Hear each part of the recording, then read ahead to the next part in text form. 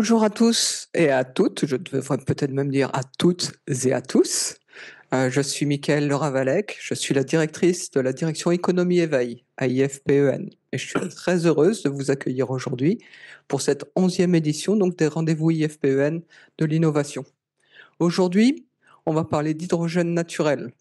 Alors par hydrogène naturel, je veux parler de cet hydrogène qu'on trouve dans le sous-sol, qui est produit naturellement et donc qui n'est pas fabriqué par l'homme. On ne va pas parler de vaporéformage, on ne va pas parler d'électrolyse. C'est vraiment donc l'exploitation de l'hydrogène qui est dans le sous-sol. Alors, pour parler de ce sujet, donc on a invité différents intervenants aujourd'hui. Je vous les présenterai un petit peu plus tard, mais l'idée avec eux sera d'avoir des regards croisés sur le sujet. Alors pourquoi parle-t-on d'hydrogène naturel aujourd'hui? Parce que c'est un sujet d'actualité. Ça intéresse beaucoup de personnes. D'ailleurs, il y a beaucoup d'inscrits aujourd'hui à ce rendez-vous. On en parle beaucoup. Pourquoi? Parce que l'hydrogène naturel porte aussi beaucoup d'espoir. Ça peut être une ressource qui apporterait de l'hydrogène, donc à un prix peu élevé. C'est aussi une ressource qui viendrait compléter l'hydrogène naturel, qui viendrait compléter l'hydrogène fabriqué par l'homme et qui ne nécessiterait pas autant d'électricité qu'avec l'électrolyse, par exemple. Donc en ce sens, l'hydrogène naturel est un sujet et c'est un sujet important. Ce que l'on va faire avec nos intervenants aujourd'hui, c'est d'essayer de mieux cerner le potentiel qu'on a donc avec cet hydrogène naturel. Donc, nos panélistes, je vous ai dit, je vous les présente tout à l'heure. Pour l'instant, j'ai commencé donc avec Pierre-Franck Chevet, qui est le président directeur général d'IFPEN. Donc, j'ai le plaisir de lui donner la parole pour qu'il dise un mot d'introduction. Bonjour à toutes et à tous dans cet ordre-là. Bienvenue. Ma première remarque, c'est qu'on aurait fait la même manifestation il y a 10 ans. Je crois qu'il y aurait eu 2 personnes dans la salle. Vous en avez tous conscience, donc il faut bien garder ça en tête quand même, qu'on est sur des sujets émergents, intéressants, etc. Mais il faut prendre un peu de recul. Voilà, on va voir ce que ça donne. Effectivement, il y a quand même de belles promesses si on arrive à capter de l'hydrogène naturel, mais on n'en est pas encore totalement là. Et vous allez en discuter, qu'est-ce qu'on peut faire, comment on peut aller plus loin.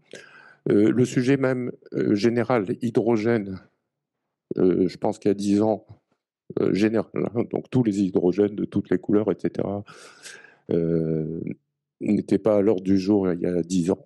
Donc là aussi, il est entré à l'agenda des discussions, et c'est très bien. Mais il faut garder ce recul-là.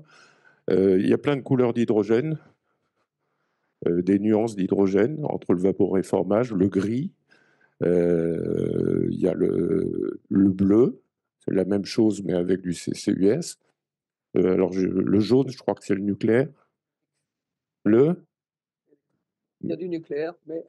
Voilà, mais pas que. donc décarboné, mais par voie nucléaire. Et puis il y a le vert, et puis il y a le blanc, dont on va parler. Donc pas mal de nuances, non pas de gris, mais d'hydrogène. Et celui-là, effectivement, il est prometteur parce si on peut le capter au bon endroit, à moindre coût énergétique, effectivement, il présente beaucoup, beaucoup d'avantages. Donc, consommation d'énergie, à vérifier quand même, et émissions de CO2. Donc, vraiment très prometteur. Je ne vais pas en dire beaucoup plus parce qu'il y a des gens beaucoup plus intelligents que moi sur le sujet qui vont en parler. Donc, voilà, très content qu'il y ait plus que 2 personnes dans la salle et à distance sur un sujet, encore une fois, d'intérêt. Merci, Monsieur Chevet. Merci, Monsieur Pierre-Franck. Donc, peut-être juste un mot pour rappeler que dans le scénario NZ2 de l'AIE, on accorde un rôle à l'hydrogène, un rôle qui n'est pas neutre du tout. Pour le coup, c'est 4% quand même. Ça représente 4% donc, du potentiel pour réduire les émissions de CO2. Donc, l'hydrogène a clairement un rôle. Là-dessus, l'hydrogène naturel, lui, viendrait compléter ce qu'on est capable de produire au niveau de, de l'hydrogène anthropique, je vais dire, pour rassembler toutes les autres couleurs de l'hydrogène. Donc, je vous ai dit, on a essayé avec nos panélistes de rassembler des personnes qui ont des expertises différentes. Et donc, on va avoir ainsi un regard qui rendra compte de la vision des instances publiques, de l'industrie également, du secteur également financier, et puis on aura aussi une vision qui viendra de la R&D. Et tout ceci donc m'amène à vous présenter maintenant nos intervenants. Alors par ordre de passage, nous aurons à gauche là-bas Jean-Claude Lecomte, qui est expert en géosciences au Bureau des ressources énergétiques du sous-sol à Direction générale des énergies et du climat. Nous aurons ensuite Olivier Lotte, qui est directeur de projet hydrogène à Storengy. Alors hydrogène, c'est dans le sens hydrogène dans le sous-sol. Ensuite, nous entendrons Christophe Ecker, qui est président de Naturali. C'est une société donc de conseil financier et stratégique dans le secteur de l'hydrogène naturel. Et Christophe Ecker est en train de co-créer un fonds d'investissement qui est dédié donc au projet d'exploration pour l'hydrogène naturel. Il a également une double casquette, puisqu'il représente aussi, il est le porte-parole de Earth2, qui est l'initiative du pôle Avenia, qui est dédié à l'hydrogène naturel et au stockage de l'hydrogène. Et enfin, nous entendrons Yannick Pesson, qui est responsable de programme pour le Centre de résultats des ressources énergétiques à IFPEN. Et donc, parmi ces programmes, il y a l'hydrogène naturel. Alors, leurs interventions vont nous permettre de mieux cerner les enjeux qui sont liés à l'exploitation de l'hydrogène naturel, puis surtout donc, au fait d'utiliser cet hydrogène naturel comme une ressource énergétique. Donc, bienvenue à vous, et puis je vous remercie aussi d'accepter de partager votre expertise avec nous. Je vais vous dire quelques mots aussi peut-être à propos du format de cet événement, notamment pour ceux qui y assistent pour la première fois. Donc c'est un rendez-vous qu'on organise en 2 temps. Durant la première heure, donc jusqu'à 10 heures, nos panélistes vont intervenir. Ils auront chacun une dizaine de minutes pour s'exprimer. Ensuite, à partir de 10 heures, on va avoir un temps d'échange. Donc vous pourrez poser des questions à ce moment-là. Des questions que ce soit ici dans la salle, mais également des questions pour les personnes qui sont en ligne. Donc ces personnes qui sont en ligne pourront poser des questions dans le chat. Et on essaiera d'en prendre quelques-unes également à la fin. Un point, oui, je me permets de le préciser également. Si possible, quand vous avez une question, essayez de donner le nom de l'intervenant à qui vous voulez l'adresser. Ce sera aussi aidant. Sans plus attendre, je vais passer la parole donc à Jean-Claude Lecomte, qui va maintenant nous donner un aperçu de ce que pense l'État de l'utilisation de l'hydrogène naturel au niveau national. Jean-Claude, c'est à toi. Bonjour à tous. Vaste question. Alors, aujourd'hui, je représente le Bureau des ressources énergétiques du sol, hein, ça fonctionne? Excusez-moi, je n'ai pas trop l'habitude. Qui est un bureau qui est en charge de délivrer les permis d'exploration et les concessions de toutes sortes de substances énergétiques, les hydrocarbures, puisqu'il en reste un petit peu en France, sachant qu'on n'attribue plus de permis ni d'exploration, ni de recherche, ni même de concession. C'est éventuellement des prolongements et qu'il y aura une cessation des activités en 2040. On regarde aussi la géothermie profonde pour ce qui concerne ce bureau, en métropole et en outre-mer. Et on s'occupe également de tout ce qui est les aspects stockage de matière énergétique et le petit dernier, l'hydrogène naturel. Alors on regarde ça je regarde ça depuis plusieurs années. Hein. C'est effectivement c'est prometteur. Il y a une quinzaine d'années, il y a même quelques scientifiques qui disaient que l'hydrogène naturel n'existait pas, ce qui a été contrecarré de manière scientifique aujourd'hui. On a mesuré effectivement des émanations un petit peu partout à la surface du globe et on s'aperçoit que plus on en cherche, plus on en trouve.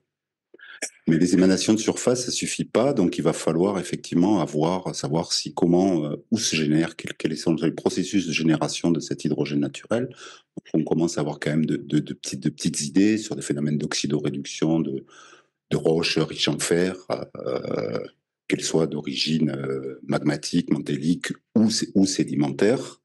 Et donc, cet hydrogène naturel sera une petite brique, je dirais, dans notre mix énergétique, et nous devons de regarder le potentiel, effectivement, de cet hydrogène naturel. Alors, on le regarde pour l'instant à l'échelle mondiale, mais on regarde aussi à l'échelle nationale, voir s'il y a un potentiel intéressant sur le territoire métropolitain, mais aussi en Outre-mer. Voilà ce que je peux dire rapidement sur cet hydrogène naturel. Donc, nous regardons ça de manière très, très suivie. Nous discutons beaucoup avec les futurs opérateurs, le monde académique, et notamment, ici je peux faire l'annonce que nous allons sortir au mois de janvier un rapport qui sera public concernant l'hydrogène naturel et comment évaluer son potentiel sur le territoire national. C'est une étude qui a été confiée à IFPEN pour coordonner cette étude, puisqu'on a fait participer quasiment l'ensemble de l'écosystème académique à ce rapport. Il s'est dit beaucoup de choses dans la presse, des choses vraies, des choses moins vraies. Et donc, je pense qu'il était temps un petit peu de clarifier les choses. Et c'est un peu l'esprit de ce rapport qui sera disponible, je pense, courant janvier, et disponible pour tout le monde. De notre côté, nous avons aussi lancé une réflexion sur cet écosystème français avec l'ensemble, cette fois-ci, pas seulement les académiques, mais aussi tous les opérateurs, tous les gens qui ont déposé des permis, les préfigurations d'associations comme Earth2, et on a monté un workshop pour essayer de préfigurer ce que pourrait être une feuille de route nationale pour l'hydrogène, pour l'exploration et éventuellement l'exploitation de l'hydrogène naturel. Donc il y a une filière qui est toute jeune, mais qui est très dynamique, très active.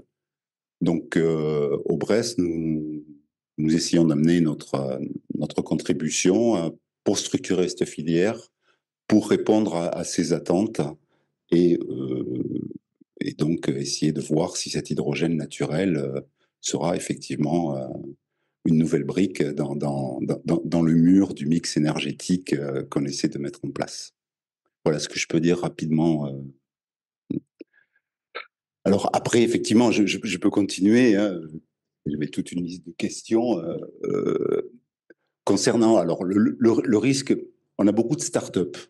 Aujourd'hui, on a 8 demandes de permis, une qui a été attribuée, 2 qui devraient être attribuées au début de l'année prochaine. Hein, parce que bon, c'est pas sans savoir qu'on a quelques fluctuations politiques actuellement et que, in fine, les permis doivent être signés par les ministres. Donc ça a pris un petit peu de retard. L'administration n'est pas spécialement rapide. Hein. On a un code minier qui est compliqué, mais qui est protecteur aussi. Donc il a des désavantages, mais aussi d'avantages. Je rappelle que le domaine minier français est un domaine minier ouvert, gratuit, contrairement à beaucoup d'autres pays dans le monde. Et donc, en contrepartie, on a quand même certaines exigences qui soient financières et techniques. Donc, on est en charge d'évaluer effectivement ces propositions. Quand on a des dossiers qui arrivent au Brest, on est en charge d'évaluer les capacités financières, mais aussi techniques des pétitionnaires.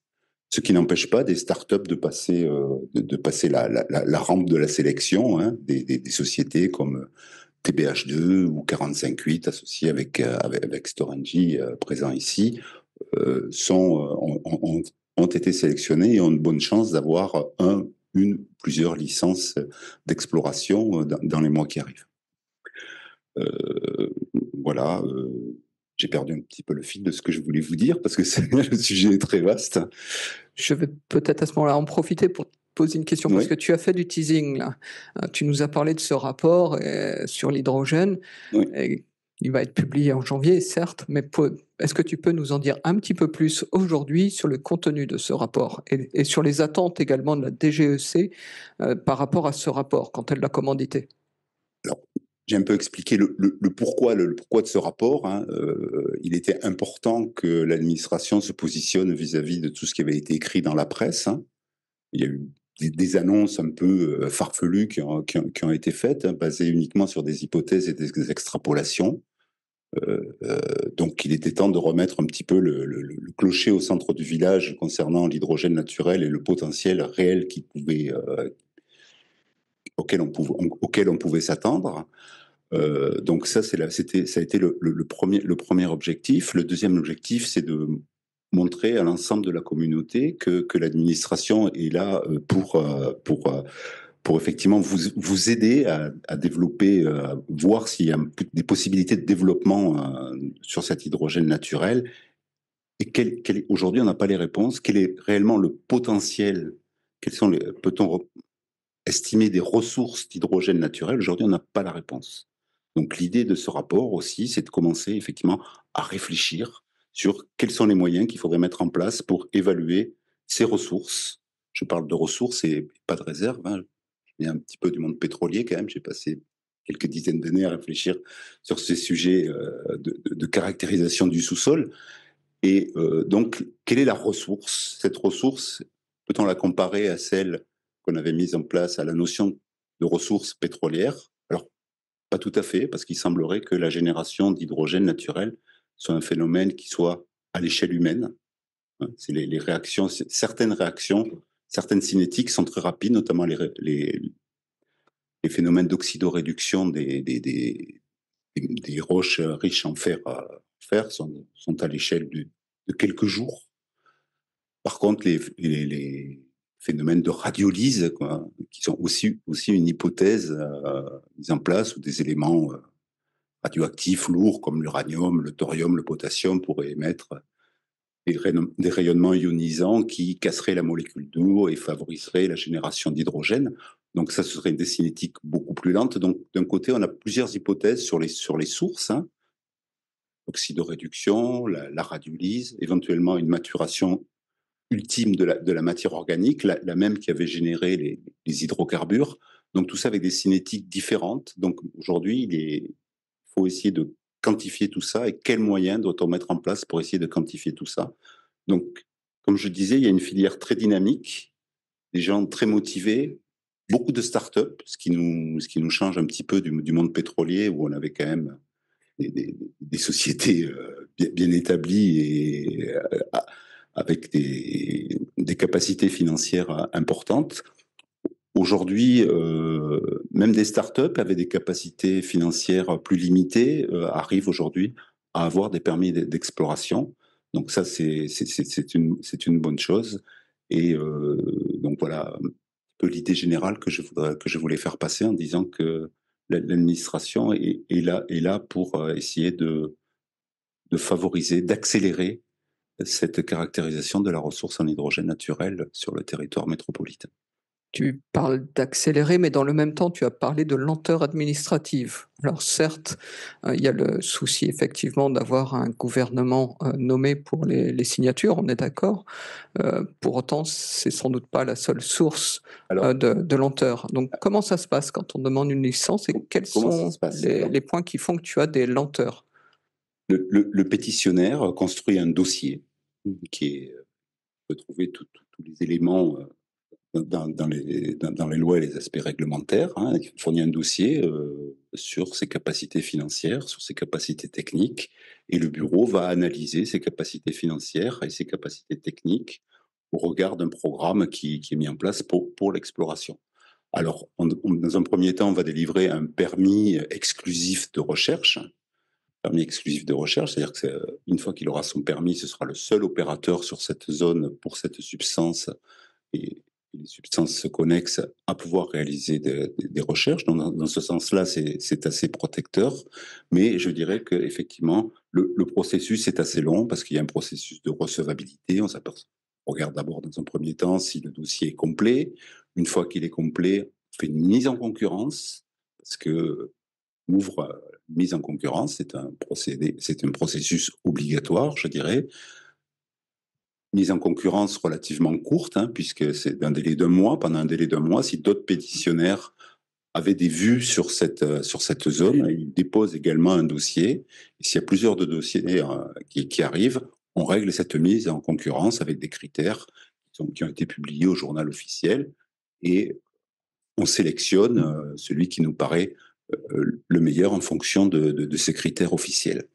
Ensuite, les dossiers sont traités en France, sont traités au niveau local, mais aussi au niveau central, au niveau du Bresse. Donc, il y a une instruction qui se fait au niveau régional. Une fois qu'ils ont fini leur instruction, ils nous passent le dossier. On fait l'instruction, on regarde les capacités donc techniques et financières. On regarde les engagements financiers, si ces sociétés sont capables de tenir ces engagements financiers. Et ensuite, le processus est relativement complexe. Des fois, même, je m'y perds un petit peu. On regarde ça. Et ensuite, une fois qu'on a traité le dossier, que le Bresse a un avis sur ce dossier, on transmet ce dossier au Conseil général des mines, qui est un conseil formé de hauts fonctionnaires ayant une grande expérience de l'administration et du sous-sol et de l'industrie, qui donne un avis sur ce dossier. Et aujourd'hui, j'ai oublié dans le processus l'enquête publique, parce qu'il y a une enquête publique qui est ouverte et qui est très importante. Et en plus, le dossier est soumis à une autorité environnementale qui donne son avis aussi sur les impacts que pourrait avoir et comment les mitigations qui sont proposées dans le dossier. Donc, vous voyez, un processus assez long. Une fois que tout ça a été passé, que tout le monde a donné un avis positif ou négatif, le dossier est soumis au cabinet pour signature auprès du ministre. Donc, en général, c'est un processus assez long. Alors, quand je dis assez long, c'est environ 18 mois au minimum, à condition que, sachant on traite à la fois l'hydrogène naturel, les hydrocarbures, alors ça c'est entre parenthèses, mais aussi la géothermie profonde qui est en plein développement, les stockages, voilà. Donc ça fait beaucoup de dossiers pour des équipes qui ne sont pas pléthoriques, contrairement à ce qu'on pourrait croire. Et donc, généralement, il faut effectivement, je pense, un minimum de 18 mois avant que le pétitionnaire ait son titre. Ça, c'est la première chose. Parce que le titre, en France, il y a le titre, mais il y a aussi les travaux. Ce sont deux choses vraiment différentes. C'est pas parce que vous avez un titre que vous pouvez faire automatiquement des travaux. Alors après, vous faites une demande de travaux qui, là, est traitée au niveau local, au niveau des directions régionales, et qui passe après à la signature du préfet. Donc, vous voyez, et ce qui repasse encore aussi à une mission régionale de l'autorité environnementale. Donc, on regarde beaucoup l'acceptation, la perception du public, et on insiste beaucoup aussi sur les impacts que pourraient avoir ces projets. Donc, c'est pas porte ouverte, on fait pas n'importe quoi en France, tout est bien, et on prend l'avis du public et on essaie d'en tenir compte. Voilà, donc un processus un peu long, mais un domaine minier ouvert, gratuit, mais en contrepartie, processus un peu long avant l'attribution. Merci beaucoup Jean-Claude. Nous allons maintenant donner donc la parole à Olivier Lotte, qui va nous donner un aperçu sans doute de la feuille de route d'Engie en ce qui concerne l'exploitation de l'hydrogène naturel. Oui, merci. Bonjour à tous. Oui, Engie donc est un acteur de la transition énergétique au travers d'à la fois les énergies renouvelables et puis les gaz verts, dont fait partie l'hydrogène bas carbone. Alors, cet hydrogène bas carbone, Engie participe à la fois à sa production, son transport et son stockage, et si les efforts ont été beaucoup faits jusqu'à présent sur l'hydrogène vert, donc issu de l'électrolyse de l'eau au travers des énergies renouvelables, Engie regarde aussi d'autres sources d'hydrogène bas carbone, qui pourraient être par exemple la pyrolyse de méthane et l'hydrogène naturel. Donc l'hydrogène naturel, effectivement, présente un potentiel, comme disait Jean-Claude, qui est intéressant à évaluer. pour deux raisons. La première, c'est l'impact environnemental qui est vraiment très faible par rapport aux autres sources de génération d'hydrogène bas carbone. Et il y a très peu d'émissions de gaz à effet de serre tout au long de la chaîne de vie de production de cet hydrogène. Il y a peu d'impact sur les ressources en eau, sur les matériaux critiques et un très faible impact au sol, hein, sur le foncier. Donc ça aussi, ça fait partie des avantages, des impacts, enfin des faibles impacts environnementaux de cet hydrogène naturel. Et le deuxième, je dirais, avantage de cet hydrogène, c'est son prix de revient. Donc ce qu'on va essayer de faire, c'est de faire des découvertes d'accumulation, un petit peu comme le gaz naturel. Donc l'idée, c'est d'avoir dans le sous-sol des accumulations d'hydrogène naturel qui ont été trouvées au Mali, à Bouraké-Bougou. Je ne sais pas si vous en avez entendu parler, mais effectivement, c'était la première preuve qu'une accumulation dans le sous-sol était possible. Et c'est ça qu'on va aller chercher par analogie dans différents pays, dans différents contextes géologiques. Et partant de cette accumulation, on est capable après d'estimer les coûts de production parce qu'on va utiliser des techniques qui sont déjà existantes, hein, issues du monde pétrolier pour sa mise en production. Et on est capable d'estimer assez précisément finalement son prix de revient qui pourrait être entre 0,5 € et 2 € du kilogramme. Et donc là, c'est là où, je dirais, l'intérêt de compagnies industrielles réside parce que ça permettrait, je dirais, d'avoir un hydrogène compétitif et qui permettrait de faire décoller un petit peu l'économie d'hydrogène. Le prix de revient, pour l'instant, autour de l'hydrogène, c'est quand même un des nerfs de la guerre pour lequel on a du mal à faire développer tout le potentiel de cet hydrogène. Donc voilà, deux avantages très intéressants qui valent le coup en fait d'être testés, de regarder vraiment si le potentiel est bien là. Donc pour Engie, donc ça fait plusieurs années qu'on est engagé dans cette recherche-là. Hein, ça date de 2016-2017, donc ça commence à faire un certain nombre d'années. Et on essaye de l'appréhender de deux manières. À la fois par un volet de recherche, parce que, comme disait Jean-Claude, on ne connaît pas encore beaucoup le système de génération, d'accumulation, de production qu'on pourrait obtenir de cet hydrogène. Donc, il nous faut encore faire beaucoup d'efforts de recherche, de R&D pour mieux comprendre, mieux développer aussi certains outils qui nous permettraient de le trouver plus facilement. Il y a certaines spécificités qui sont propres à l'hydrogène, qui nécessitent des outils propres. Et donc là, il y a aussi des efforts qui sont à faire pour pouvoir développer ces outils. Et donc, voilà, un premier volet de R&D pour essayer de mieux comprendre comment ça se passe. Et là, on s'appuie beaucoup sur les universitaires français qui sont à la pointe depuis de nombreuses années sur le sujet et qui nous aident justement à essayer, au travers de consortiums, de mieux appréhender le sujet. Et le deuxième volet, c'est un volet vraiment opérationnel sur des projets d'exploration réelle un petit peu partout dans le monde, où là, on va essayer de prendre des permis. On va prendre des permis. On voit que des fois, c'est en cours. Et donc, l'idée, c'est effectivement de faire des travaux d'exploration qui vont permettre petit à petit de dérisquer, parce que voilà, on sait pas, on a des indices, on sait qu'il y a de l'hydrogène naturel qui est présent, mais il faut, avec un certain nombre de données qu'on acquiert dans le sous-sol, petit à petit dérisquer avant de faire l'investissement qui est le forage, qui est souvent très important. Donc on veut petit à petit arriver à ce dérisking et on le fait aussi avec des partenaires. Donc on partage ce risque aussi avec des partenaires. L'idée c'est effectivement d'avoir à la fois un portefeuille de différents projets et des partenaires pour le mener à bien. Voilà. Alors chez Engie notamment, on a déposé des permis.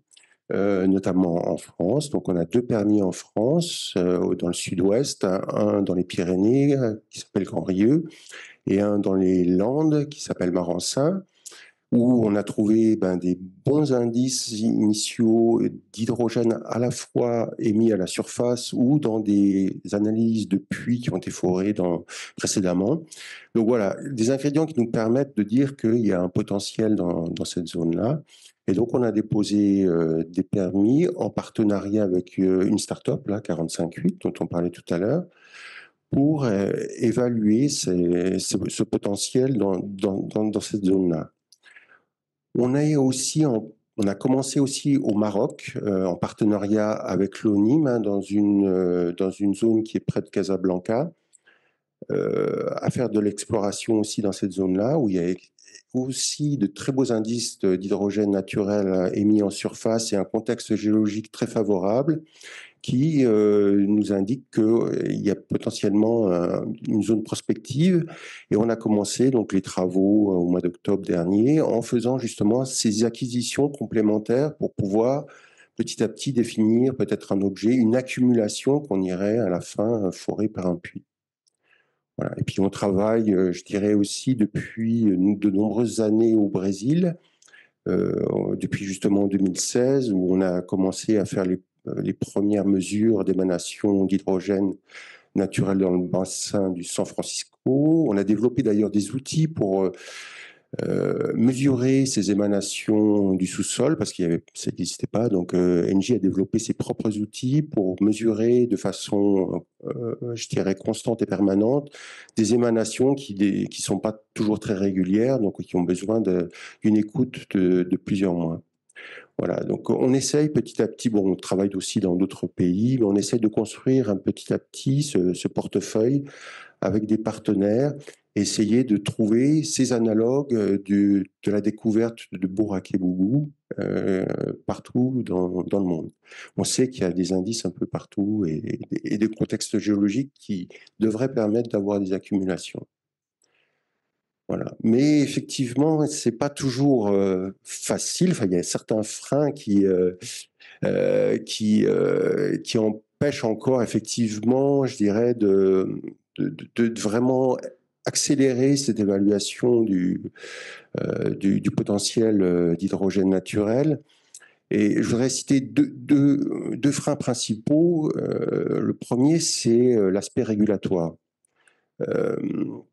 Au Brésil, par exemple, ça fait de nombreuses années qu'on est prêt à faire des travaux plus importants, à prendre une licence, mais jusqu'à présent, il n'y avait pas la possibilité, les terrains n'étaient pas disponibles à une prise de licence et l'hydrogène naturel n'était pas reconnu dans le code minier. Donc là, depuis l'été dernier, on a travaillé aussi pour que ça soit reconnu au niveau gouvernemental. Ils ont introduit l'hydrogène et l'hydrogène naturel dans la loi et on pense que maintenant, ils vont pouvoir proposer des licences pour explorer l'hydrogène naturel.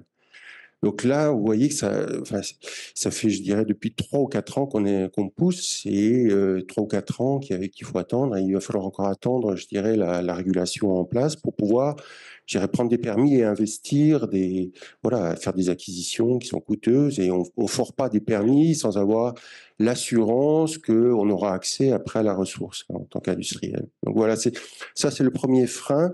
Et on voit qu'en France, par contre, très tôt, il y a eu l'inclusion de l'hydrogène naturel dans le domaine minier. Ça, c'était très important. Et on voit qu'il y a eu du succès. Du coup, il y a eu plein de compagnies qui ont déposé des permis. Donc ça, c'est vraiment, ça favorise, je dirais, cette exploration. Bon, après, il faudrait que les attributions peut-être soient raccourcies parce que ça fait effectivement maintenant 2 ans qu'on a déposé le permis et c'est vrai que c'est un peu du temps perdu et des ressources qu'on alloue à d'autres endroits, du coup, au lieu de se concentrer sur les permis qu'on espérait être attribués. Voilà. Ça, c'est le premier frein. Le deuxième que je vois, c'est les mécanismes de support là, c'est plutôt pour aider à accélérer cette exploration. Ce serait des mécanismes de support pour aider à cette exploration. En fait, comme disait Jean-Claude, déjà, les principaux acteurs sont les startups de cette exploration-là. C'est des petites compagnies qui qui ont un certain appétit du risque, hein, parce que pour l'instant, effectivement, on n'a pas encore vraiment de preuves qu'on aura tout le potentiel qu'on espère ou qu'on imagine, mais qui n'ont pas forcément de gros moyens financiers pour faire tous ces investissements. Bon, au départ, ça va parce que ça peut être des acquisitions géophysiques qui ne coûtent pas très cher, mais dès qu'on commence à parler de puits, c'est souvent des millions d'euros, voire des dizaines de millions d'euros. Donc voilà, ça, c'est des investissements qui sont difficiles à réunir pour les petites entreprises.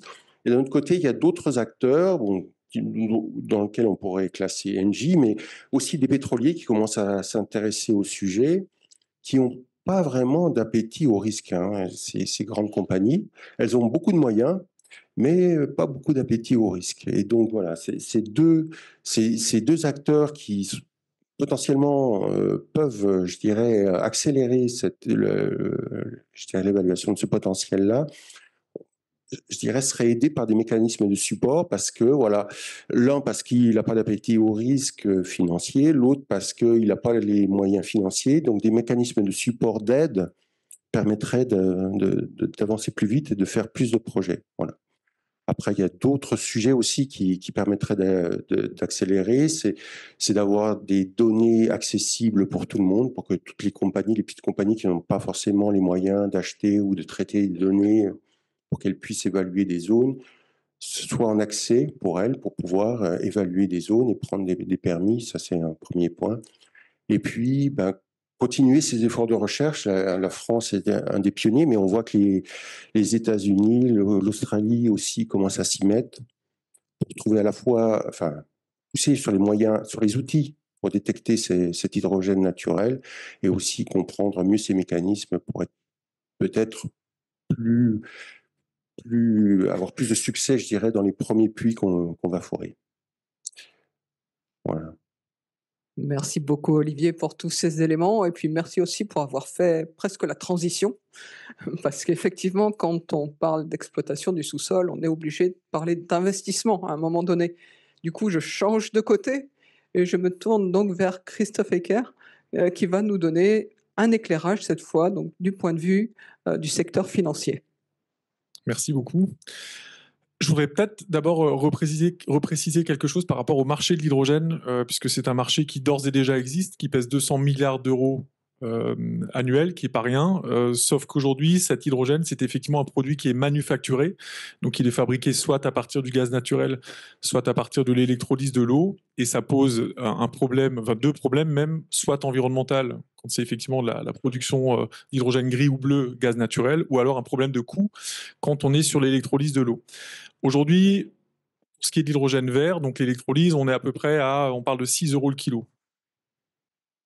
J'étais la semaine dernière avec un très très gros investisseur qui est en train d'investir 3 milliards d'euros à Oman pour produire de l'hydrogène vert. Et donc même à Oman, même avec des conditions d'ensoleillement idéales, au mieux, il pourrait être à 4 € le kilo. 4 € le kilo, on est toujours très très très loin des énergies fossiles. Donc si l'enjeu pour l'hydrogène, c'est de jouer un rôle dans la transition énergétique et donc de remplacer à certains égards les énergies fossiles, notamment pour décarboner l'industrie, on n'y arrivera pas avec un hydrogène aussi cher. Donc ça, c'est une réalité économique. C'est là où l'hydrogène naturel, l'hydrogène blanc, est un game changer, puisqu'effectivement, Olivier l'a dit, on est sur des coûts de production qui pourraient être de l'ordre de l'euro le kilo, voire même en dessous. C'est effectivement tous les chiffres qui circulent aujourd'hui. Et donc, effectivement, on sait qu'à moins d'1,50 € le kilo, les études qui ont été faites, on devient compétitif avec les énergies fossiles. Et donc là, on a vraiment quelque chose qui est un game changer, qui en plus est une énergie complètement propre, qui contrairement aux autres formes d'hydrogène n'est pas un vecteur d'énergie, mais est véritablement une source d'énergie. Donc ça change fondamentalement la donne. Une fois que j'ai dit ça, la big picture, entre guillemets, au niveau international, c'est une 50aine de projets d'exploration aujourd'hui dans le monde. Il y a beaucoup de choses qui se passent aux États-Unis, beaucoup de choses qui se passent en Australie aussi. L'Europe, effectivement, n'est pas en reste, même s'il y a un certain nombre de freins sur lesquels on pourra revenir. Et aujourd'hui, c'est un marché, pour aller sur la partie investissement, qui intéresse des investisseurs de renom. Je donne toujours cet exemple-là, mais il y a une société aux États-Unis qui s'appelle Koloma, Koloma, je vous invite à regarder, qui a déjà levé plus de 400 millions de dollars, dont les principaux actionnaires sont Bill Gates via Breakthrough Energy, Jeff Bezos via le Amazon Climate Pledge Fund, et tout récemment Mitsubishi Heavy Industry, donc le japonais. Et donc ça donne un peu l'ampleur des investisseurs qui rentrent sur ce marché-là. Coloma, c'est un épiphénomène, puisque à elle seule, elle a levé quasiment plus de la moitié de tous les capitaux levés dans le domaine de l'hydrogène naturel. Nous, on a quantifié à peu près 700 millions, un peu plus, 700 millions de dollars qui ont été levés. Coloma en a déjà levé à elle seule la moitié. Ce que je veux dire par là, c'est qu'il y a une appétence pour ce sujet-là qui est beaucoup plus importante aux États-Unis et en Australie, parce qu'en Australie aussi, d'un point de vue capitalistique, ça va beaucoup plus vite pour ces sociétés. Et c'est là où il y a un vrai danger en France et en Europe d'être un petit peu relayé au second plan, alors même que, comme l'a dit Olivier, on a effectivement les meilleurs scientifiques qui sont reconnus dans le monde entier, des gens comme Isabelle Moretti, Alain Prinzhofer, qui sont des vrais pionniers, qui aujourd'hui sont des références partout dans le monde. Donc une fois de plus, on est excellent d'un point de vue académique, on est beaucoup moins bon d'un point de vue industriel, réalisation. Et ça, c'est quand même un vrai problème. Nous, ce qu'on essaie de faire à notre petit niveau, c'est deux choses. La première, c'est de réaliser des levées de fonds pour les sociétés d'exploration-production d'hydrogène naturel. Donc, je me suis notamment occupé de la levée de fonds de Terrensis, qui est la maison mère de TBH2 Aquitaine, qui donc a obtenu le premier permis de recherche dans les Pyrénées-Atlantiques. Donc ça, on a fait une petite levée de fonds en début d'année. Actuellement, je suis en train de travailler sur 3 autres dossiers pour d'autres sociétés d'exploration-production ailleurs dans le monde. Et donc, pour ce faire, on va effectivement chercher les investisseurs. Et le deuxième volet, et après je vais revenir sur la typologie d'investisseurs, le deuxième volet, c'est effectivement de créer en France un fonds d'investissement dédié, là aussi, à financer les projets d'exploration d'hydrogène naturel. Pourquoi ? Parce que aujourd'hui, c'est une brique qui est réellement manquante. C'est-à-dire qu'il faut vraiment qu'on puisse armer financièrement cette filière hydrogène naturel, qui effectivement est extrêmement dynamique en France, que justement elle ne soit pas relayée au second plan et puis qu'elle puisse être dans cette compétition mondiale qui a été lancée aujourd'hui et encore une fois qui est dominée pour l'instant, il faut bien le reconnaître, par les États-Unis et l'Australie. Donc il y a un enjeu vraiment de jouer un rôle réellement dans la compétition internationale qui a été lancée. Ce fonds, il a la même vocation que ce que je fais quand je vais chercher des investisseurs, donc vraiment investir early stage dans les projets d'exploration. Et donc, pour ça, effectivement, il y a une typologie d'investisseurs qu'il faut trouver. Encore une fois, c'est très risqué, on le sait. Aujourd'hui, aller chercher des fonds d'investissement à impact qui sont impliqués dans l'économie verte, c'est compliqué parce qu'il y a une méconnaissance du sous-sol totale. Et il y a surtout même des fantasmes qui circulent autour du sous-sol, c'est-à-dire que dès lors qu'on évoque le sous-sol, c'est forcément polluant, c'est forcément fossile, donc on est face à un mur de fantasmes qu'il faut arriver à contourner, c'est très très compliqué. Et donc aujourd'hui on se rend compte que l'appétit pour ce sujet-là, il est plutôt du côté d'investisseurs individuels qui à un moment donné ont une conviction, des family office, voire des gens fortunés, c'est grosso modo aujourd'hui le paysage. Là où aux États-Unis, effectivement, on a déjà des investisseurs qui sont beaucoup plus institutionnels, qui s'intéressent à ce sujet-là. Et donc, effectivement, ça crée des niveaux d'investissement beaucoup plus importants que chez nous. Ce que je veux dire aussi par rapport à ça, c'est que cette appétence pour le sujet du sous-sol, ou plutôt cette non-appétence pour le sujet du sous-sol, pour moi, ce n'est pas qu'un problème financier, ce n'est pas qu'un problème d'investisseur, c'est aussi un problème de politique d'une certaine manière. On a tellement abandonné en France l'idée d'aller voir ce qui se passe dans notre sous-sol, on a tellement oublié que le sous-sol était une partie de la solution pour la transition énergétique, en termes de production d'énergie, mais aussi en termes de stockage, que là aussi, je pense qu'il faut à un moment donné, pour véritablement lancer cette filière, il faut un signal politique extrêmement fort. Et là, je vais mettre ma casquette de citoyen, parce que j'aurai peut-être la parole un petit peu plus libre. Moi, je considère que ça fait à peu près, alors j'allais dire, ça fait à peu près 40 ans qu'on a fait n'importe quoi en termes de politique énergétique. Mais comme j'ai 40 ans, je ne serais pas très très bien placé pour en juger, mais disons, depuis 20 ans, depuis que j'observe ça, on a effectivement fait n'importe quoi et on a manqué littéralement de cap en termes de vision énergétique. Je prends l'exemple du début du démantèlement du nucléaire, je prends l'exemple même des hydrocarbures de schiste, même si je sais que c'est un sujet qui est polémique, mais il faut quand même regarder ce que ça a généré aux États-Unis en termes. Ça a été une véritable révolution énergétique, une véritable révolution industrielle et économique. Donc ça a été un énorme sujet aux États-Unis. Et nous, en France, on n'a même pas voulu regarder quel était réellement notre potentiel. De façon dogmatique, on a décidé de pas regarder ce sujet. Et aujourd'hui, l'ironie du sort veut que, depuis la guerre en Ukraine, on importe massivement du gaz de schiste américain via le GNL. Donc c'est juste pour illustrer un petit peu le manque de vision qu'on a. Et donc je considère que sur ce sujet-là, l'hydrogène naturel, il y a une question de souveraineté énergétique. On a potentiellement sous nos pieds des ressources importantes qui nous permettraient de nous réapproprier cette souveraineté énergétique. Et je déplore effectivement qu'il n'y ait pas une parole politique forte et une vision qui mettent le paquet là-dessus. Alors en décembre 2023, Emmanuel Macron, donc 8 jours après l'octroi du permis à TBH de Aquitaine, s'est exprimé à Toulouse et a eu des phrases relativement fortes pour l'hydrogène naturel. La réalité, c'est qu'on est 1 an plus tard et qu'il ne s'est strictement rien passé. Il avait notamment dit qu'il allait mettre des financements massifs, je le cite, sur l'hydrogène naturel. Il ne s'est absolument rien passé. Et encore une fois, je déplore qu'on en soit là, alors même qu'encore une fois, on pourrait se réapproprier une forme de souveraineté énergétique. Je rappelle quand même que la France est dépendante à 99% pour ses importations d'hydrocarbures, que dans la balance commerciale, c'est ça qui fait le déficit. On a grosso modo 100 milliards de déficit commercial, c'est 70 milliards de factures énergétiques. Donc on a quand même un vrai sujet. Et donc, je pense qu'on pourrait, grâce à l'hydrogène naturel, se réapproprier cette souveraineté énergétique. Et je considère, et encore une fois, c'est le citoyen qui parle, que la souveraineté énergétique pour un pays, ça doit figurer parmi les toutes premières priorités. Parce que sans souveraineté énergétique, on est faible énergétiquement, on est faible économiquement, on est faible géopolitiquement aussi. Et je pense que, encore une fois, il faut qu'on se réapproprie ça, à la fois en France et à la fois au niveau communautaire en Europe. Juste une question que je m'autorise à poser. Donc, on parle d'investissement privé. Comment ces investissements privés peuvent s'articuler avec peut-être des financements, des subventions publiques?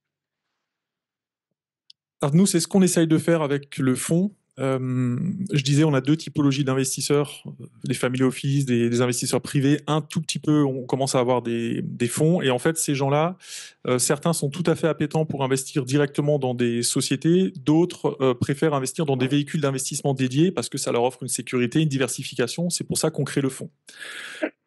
Avec ce fonds, on peut effectivement espérer qu'une fois qu'on aura... on aura collecté les dizaines de premiers millions. Donc, je rappelle qu'on veut lever 100 millions et on se fixe un premier seuil à 20 millions. Je pense qu'une fois qu'on aura levé ces 20 premiers millions, on peut éventuellement frapper à la porte de l'ADEME, ADEME Investissement, peut-être la BPI, qui pourrait abonder. Effectivement, ce serait plein de sens. Et après, pourquoi pas même imaginer qu'au niveau public, il y ait pourquoi pas même un mécanisme, comme on l'expliquait tout à l'heure, un mécanisme de subside public aussi qui pourrait aider les sociétés dans leurs projets d'exploration. On a souvent parlé entre nous d'une analogie avec le secteur de la géothermie où il existe une espèce de fonds mutualisé qui permet justement de limiter le risque d'exploration. Je pense que c'est un dispositif qui serait plein de sens pour l'hydrogène naturel. Merci beaucoup, Christophe. Il me reste à passer la parole donc à Yannick Pesson, qui va nous donner maintenant quelques éléments à propos des travaux de recherche, puis aussi peut-être du positionnement d'IFPEN par rapport à ce sujet. Mais tout à fait. Merci, Mickaël. Bonjour à toutes et à tous. Oui, je voudrais revenir sur la R&D, vous ne serez pas surpris.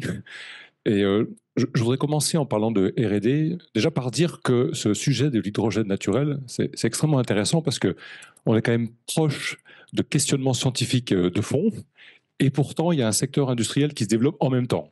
Et ça, c'est quand même à souligner, c'est une époque passionnante. Je voudrais aussi rendre hommage aux chercheurs d'IFPEN qui, il y a plus de 15 ans, se sont quand même posé des bonnes questions et ont commencé à regarder le sujet, notamment Éric Deville et Alain Brinshofer. Éric Deville est toujours un géologue actif chez nous, Alain Prinzhofer a fait pas mal sa carrière à IFPEN et maintenant est basé au Brésil et a monté sa propre activité. Mais dès les années 2008, il dépose un projet soutenu par la direction scientifique d'IFPEN, un projet dit exploratoire, en se posant la question, mais cet hydrogène naturel, on a vu qu'il était existant dans les océans profonds. Est-ce qu'il ne pourrait pas aussi exister sous les continents, ce qui ouvrirait la voie à son exploitation? Et du coup, grâce à ces travaux un peu pionniers, c'est une activité qui, à IFPEN, a continué. Alors, beaucoup sous la forme de thèses, sur différents endroits du monde. Donc, l'Oman est étudié, Djibouti, la Nouvelle-Calédonie, les États-Unis, le Kansas. Enfin, et de tous ces travaux, eh bien, ça a permis de forger une expérience, une compétence, de former aussi des gens, des thésards qu'on a ensuite embauchés ou qui ont fait leur vie. Il y a eu des postdocs. Dans la salle, il y a un ancien postdoc d'IFPEN qui est maintenant a un rôle actif dans ce domaine. Donc, tout ça, c'est important parce que ça crée de la connaissance qui est rendue publique via les publications. Ça crée une communauté, parce qu'au-delà d'IFPEN, bien sûr, il y a d'autres équipes qui s'y sont mises. Et tout ça, ça a conduit à avoir aujourd'hui la preuve de l'existence que l'hydrogène naturel existe dans le sol, qu'il y a des mécanismes de formation et qu'il y a des terrains propices, des géologies propices pour ça. Et donc ça a ouvert la voie quelque part à l'exploration, les dépôts de permis, tout ce dont on a parlé jusqu'à maintenant. Donc ça me paraissait important de rendre hommage à cette curiosité et à cette persévérance aussi de nos chercheurs. Alors j'en viens un peu à aujourd'hui. Donc aujourd'hui, il reste encore beaucoup de questions. Et nous, à IFPEN, du coup, on est un centre de recherche de référence sur ce sujet. On continue à travailler dessus, même s'il y a jusqu'à aujourd'hui beaucoup de fonds propres. Donc ce qui nous manque aussi pour accélérer, c'est aussi que l'ANR fasse un fonds dédié ou que l'Europe, via le mécanisme H2020, puisse aussi soutenir ces projets. Ça arrive, on y travaille, mais tous ces travaux aujourd'hui, on a encore pas mal de travaux sur la géochimie pour comprendre les mécanismes de formation, les quantifier, quelles sont les cinétiques. On l'a dit, il y a des cinétiques qui sont assez rapides, donc ça ouvre la possibilité d'avoir des flux qui pourraient réalimenter des accumulations.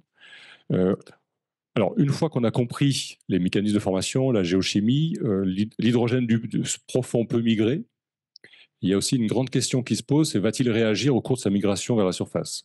Il peut réagir en géochimie aussi, mais il peut aussi être consommé par les micro-organismes. Donc, il y a tout un secteur de recherche en microbiologie qui est assez intéressant pour voir si cet hydrogène peut être transformé en autre chose ou est-ce qu'il va rester sous forme hydrogène. Parce que, évidemment, pour évaluer une ressource, une réserve, c'est le bilan production-consommation, piège, qui va compter. Et donc, il faut répondre à toutes ces questions ou avoir des éléments de réponse. Et donc, c'est un petit peu à ça qu'on travaille. Alors, avec d'autres, on travaille dans consortium. Grâce à Engie, il y a une chaire qui a été lancée il y a quelques années avec l'UPPA sur la microbiologie. Donc, on collabore aussi avec cette chaire, on essaie de mutualiser les efforts. Il y a aussi un GDR qui a été créé il y a quelques années, un groupe de recherche qui est animé par le CNRS, qui permet de regrouper les chercheurs. Donc je crois que dans ce domaine, il faut vraiment travailler en mode collaboratif. Voilà. Alors à IFPEN aussi, on avait développé dans le passé beaucoup d'outils numériques de modélisation des géosciences. Et notamment, on avait beaucoup travaillé à la formation des fluides dans le sous-sol. Donc, ce qu'on appelle la modélisation de bassin. Donc, si vous voulez, vous modélisez les processus qui créent les fluides dans le sous-sol, le pétrole, le gaz. Et en fait, ces modélisations restent pertinentes pour l'hydrogène naturel. Donc, c'est quelque chose qu'on essaie de faire aussi, d'adapter ces outils pour que, quand l'exploration prendra beaucoup plus d'ampleur, on puisse évaluer aussi le potentiel de formation, de migration, de transport. Il y a aussi de la modélisation dite de réservoir quand il y aura des sites. On peut faire des simulations, si je mets mon puits ici, si je mets mon puits là, qu'est-ce qui se passe? Donc voilà, on travaille avec nos petits moyens à adapter tout ça et essayer d'avoir les outils pour que l'exploration puisse se déployer, puisse quantifier, puisse trouver les bons sites et puisse ensuite déployer cet hydrogène si jamais on arrive à le produire. Un petit mot aussi sur le fait que du coup, avec toute cette expérience, ces travaux qu'on a fait, alors IFPEN est une référence dans le domaine de l'OLDIDES qui a permis à la DGEC de nous mandater, tu l'as dit Jean-Claude, en début d'année pour pouvoir faire un rapport d'évaluation, donc effectivement qui sera certainement rendu public début d'année prochaine. Donc ce qu'on a fait, c'est coordonner le travail d'une quinzaine d'experts français pour faire un état des lieux des connaissances. On a fait l'inventaire mondial des projets et puis on a balayé en France hexagonale et outre-mer les potentiels à partir de la littérature, hein. Donc il s'est passé un petit quelque chose en 2024 par rapport à ce que tu disais, puisque ce travail a été financé par la DGEC. Donc alors on y va doucement, c'est sûr, hein, mais voilà, ça permet quand même d'avoir au moins une synthèse factuelle, scientifique sur ce sujet aujourd'hui. Voilà, je crois que j'ai déjà fait un petit peu de tour. Écoute, merci Yannick. Du coup, on arrive au terme un peu de cette première phase où nos intervenants ont pu partager avec nous différentes informations. Alors, on a parlé demande de permis, on a parlé aussi industrialisation, on a parlé financement, on a parlé R&D. Donc tout ça, effectivement, permet d'avoir cette vision croisée et c'était très éclairant pour nous. Donc je vous remercie, puis je crois qu'on peut donc applaudir nos intervenants.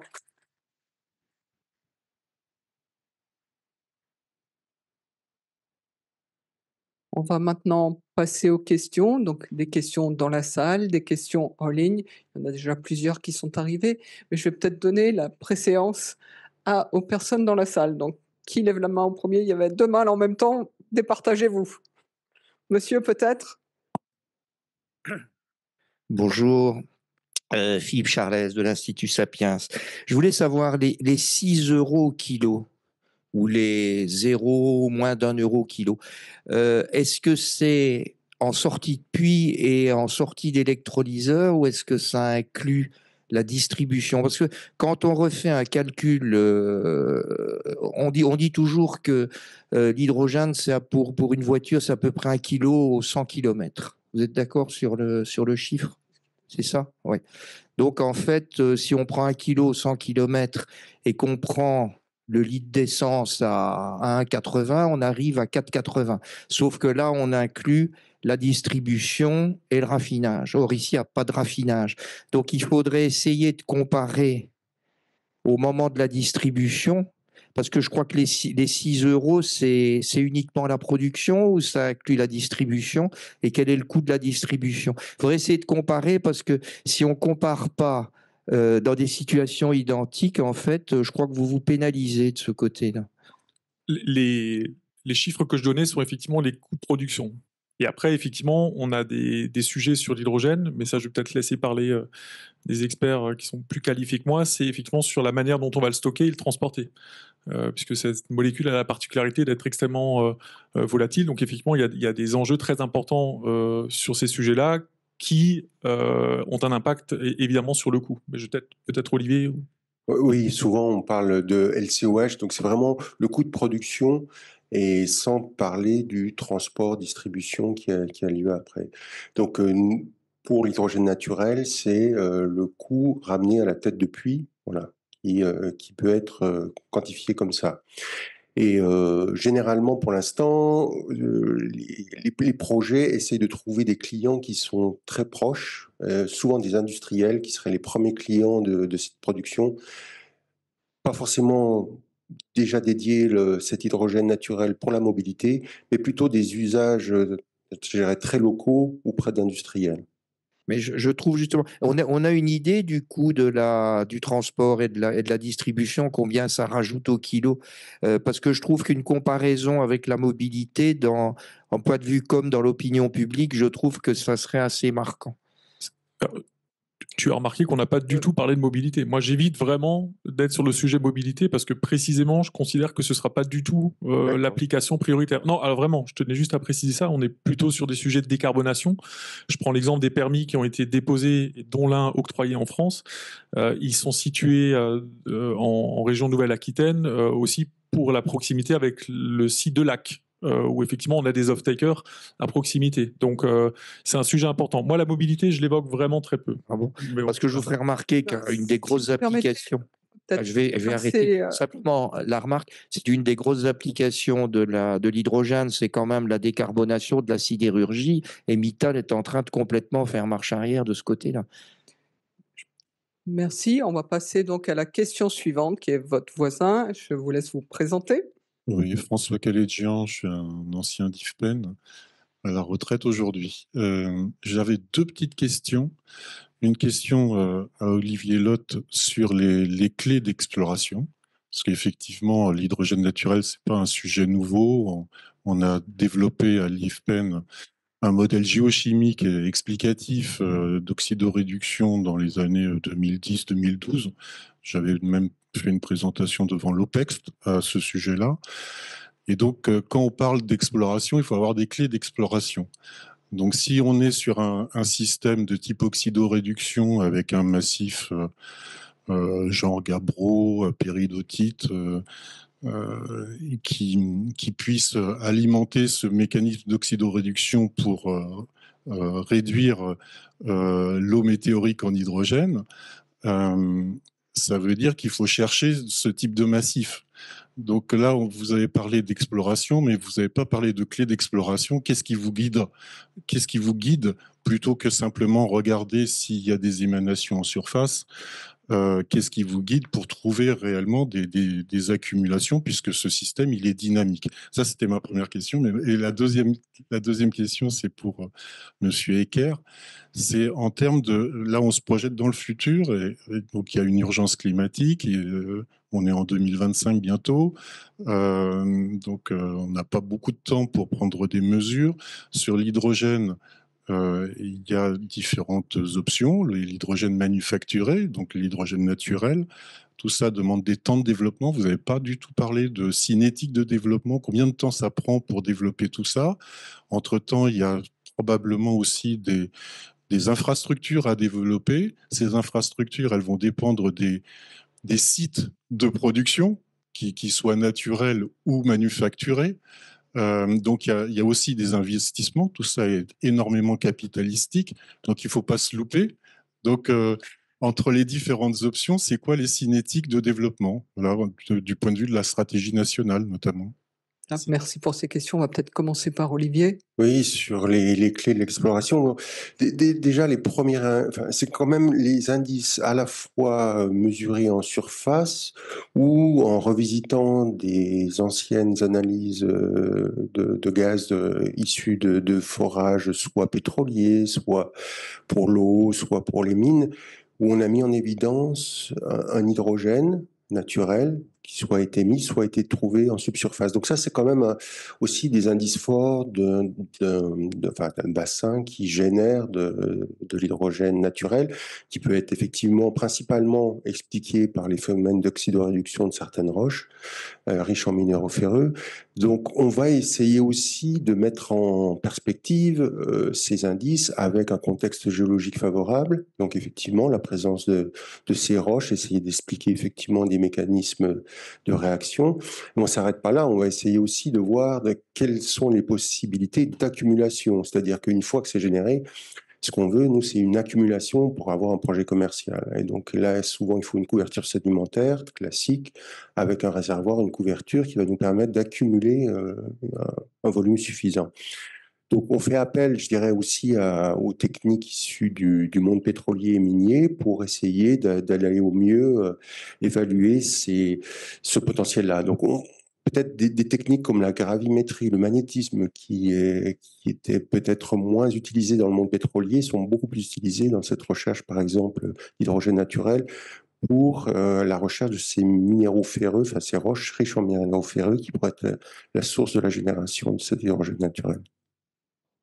Merci. On va passer à la deuxième question qui était sur les temps de développement, les infrastructures. Oui, je disais que les États-Unis et l'Australie sont très en avance d'un point de vue capitalistique et même en termes de forage. Alors, Olivier a peut-être plus d'informations que moi, mais moi je pense que dans les prochains mois, on devrait avoir des annonces, notamment de cette société Ecoloma dont je parlais, qui a quand même levé beaucoup d'argent, qui est en train de forer. En Australie, il y a des forages aussi, notamment dans d'anciens puits pétroliers et gaziers où ils avaient trouvé des traces d'hydrogène il y a déjà bien longtemps.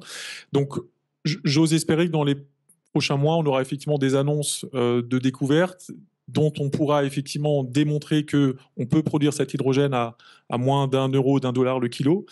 Et à partir de là, si on arrive à démontrer ça, j'ose espérer qu'effectivement, il y aura une mobilisation très importante de moyens, qu'ils soient financiers, publics, privés, pour mettre en place l'infrastructure. Parce qu'effectivement, l'enjeu de ce point de vue-là, il est colossal.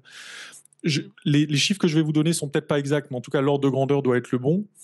Le réseau de pipeline aujourd'hui dans le monde dédié au gaz naturel, je crois que c'est plus de 2 millions de kilomètres. Sur l'hydrogène naturel, on a 2500 km, je crois. Sur l'hydrogène, pardon. L'hydrogène, 2500 km dans le monde. Donc, ça donne un niveau de ce qu'il faudrait bâtir en termes de réseau.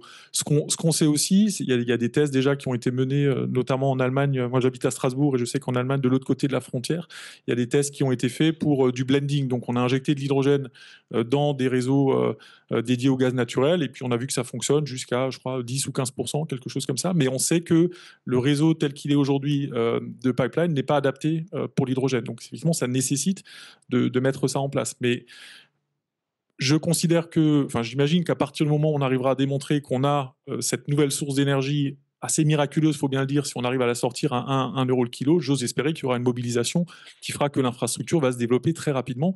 Parce que vous l'avez dit, il nous reste 25 ans avant l'objectif de la neutralité carbone.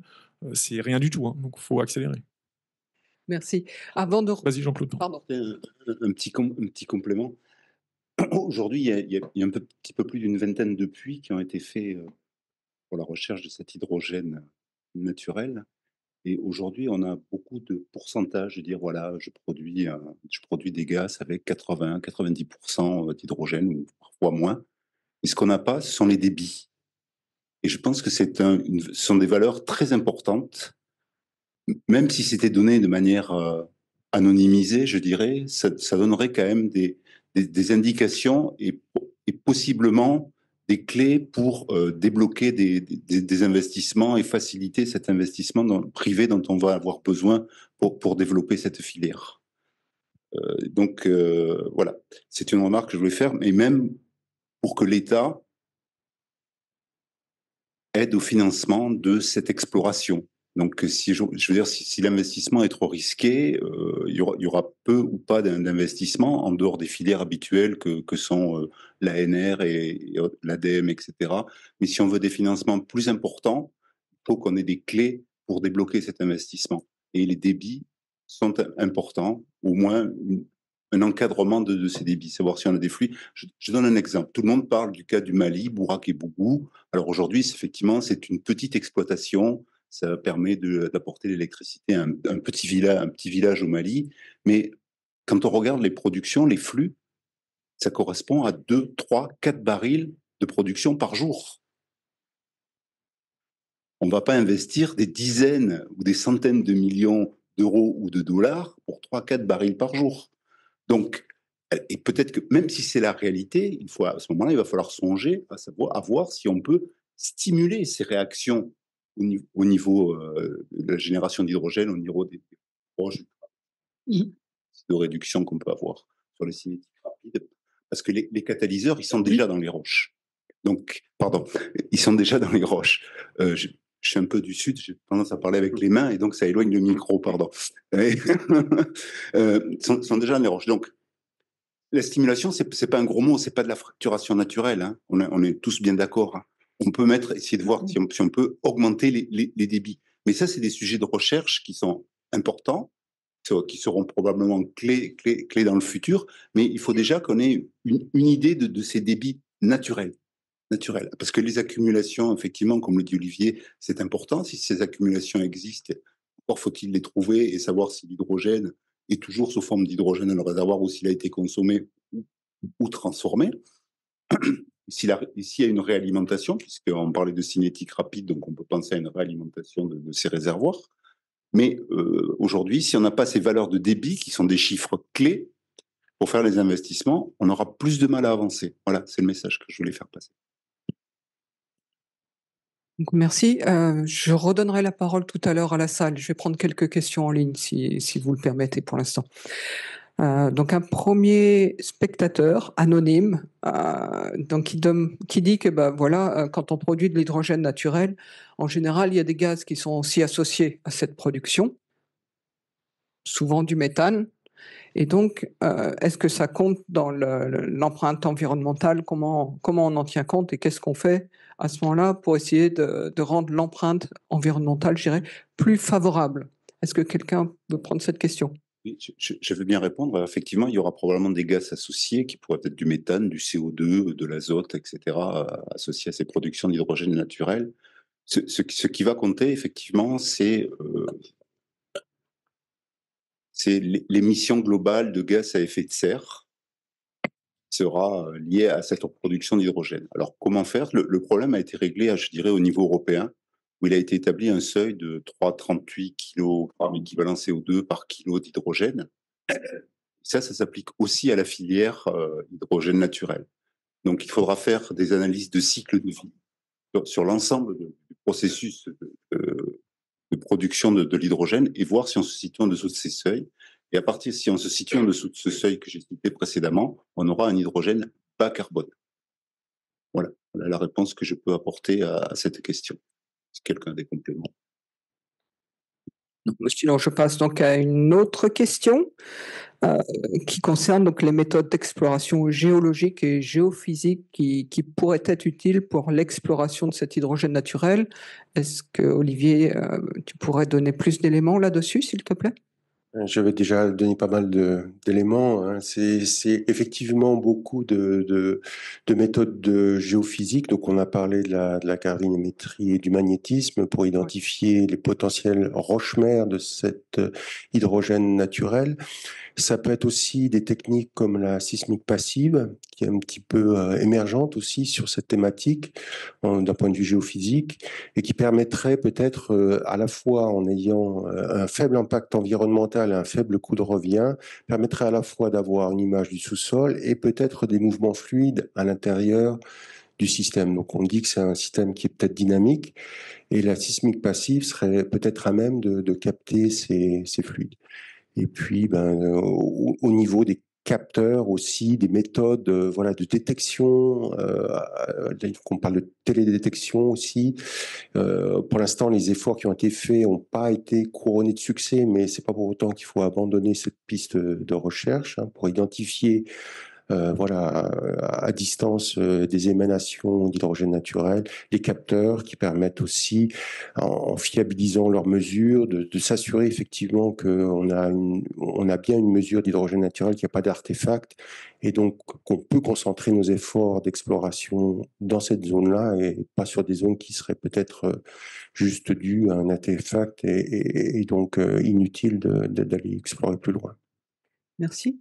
Michael, si tu permets, je voulais juste rajouter à ça, côté toujours entrepreneurial et investissement, il y a à la fois beaucoup de startups qui se développent dans l'exploration-production, mais il y en a aussi beaucoup qui se développent dans le domaine des géosciences dédiées à l'hydrogène naturel. Donc là aussi, il y a une ébullition assez intéressante sur ce sujet-là. Merci pour ce commentaire. Une question encore, peut-être cette fois pour Yannick. C'est donc une personne, Madame Cécile Grandcola, qui parle donc pour Swag-Eloc Lyon et qui demande en fait s'il y a un processus de nettoyage et de filtration de l'hydrogène qui sera nécessaire à mettre en place pour son conditionnement. Ça rejoint un petit peu la question qu'on a mentionnée, c'est-à-dire que probablement l'hydrogène ne viendra pas seul, mais avec d'autres gaz. Donc c'est pas du nettoyage, mais de la séparation certainement qu'il faudra faire pour pouvoir. Alors, on pourra trouver du CO2, du CH4, de l'azote éventuellement. Et donc, selon le type de gaz, il y aura des utilisations différentes. Comme l'a dit Jean-Claude, on peut utiliser sur place le méthane, par exemple, par pyrolyse pour en faire de l'hydrogène ou pour utilisation énergétique avec captage de CO2. Si tous ces gaz sont séparés, ensuite traités, et que l'impact en ACV est inférieur au seuil dont parlait Jean-Claude, on a bien un hydrogène bas carbone. Donc oui, il faudra des unités de séparation, ensuite de traitement. Et c'est ça qui est aussi difficile pour savoir aujourd'hui comment dimensionner les projets. Ça va dépendre de ça. Et ça va dépendre de la quantité relative de chacun. Je note aussi que par exemple en Australie, dans les puits qui ont été forés avec des mesures, il y a aussi de l'hélium. Et donc, on a aussi de l'hélium qui peut être associé à l'hydrogène. Et là, c'est intéressant parce que l'hélium, c'est un gaz très prisé, qui a un marché. Et donc, on peut aussi avoir de la coproduction de coproduits. Voilà. Et donc, on séparera aussi l'hélium.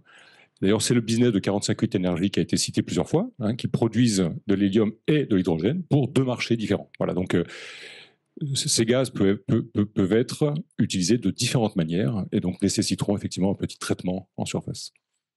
Merci. Je vais repasser cette fois aux questions en salle. Oui, bonjour, Éric Saunement pour NR Presse. J'avais une question notamment sur au niveau, quelle est la vision de l'Europe, ou s'il y en a une, sur l'hydrogène naturel? Quelle a été la réflexion? J'avais compris qu'il y avait une task force sur le H2 naturel, je crois. Et puis savoir si dans les pays européens, il y avait aussi cette dynamique qu'on retrouve quand même en France, voilà, des gens, des pays où il y a aussi une expertise dans le sous-sol et dans l'exploration-production, peut-être des énergies, des autres énergies. Je peux peut-être commencer par répondre sur la task force de l'IEA, alors qui est au niveau international. Donc c'est l'Agence internationale de l'énergie qui organise ce qu'on appelle les TCP, Technology Collaboration Program. Il y en a un sur l'hydrogène qui est un peu ancien, mais cette année, il y a une tâche spécifique sur l'hydrogène naturel qui a été lancée, qui va durer 2 ans, et qui est co-dirigée par 2 Français, donc Olivier Sisman, qui est d'IFP Énergie Nouvelle, et Éric Gaucher, qui a monté sa propre compagnie de conseil. Donc ça, c'est intéressant à noter, c'est des Français qui managent ça. Et puis l'idée, c'est d'avoir, de travailler avec les experts mondiaux sur les législations, impacts environnementaux, estimation des réserves, etc. Et ça va produire un certain nombre de rapports. Ça, c'est pour la position, disons, internationale.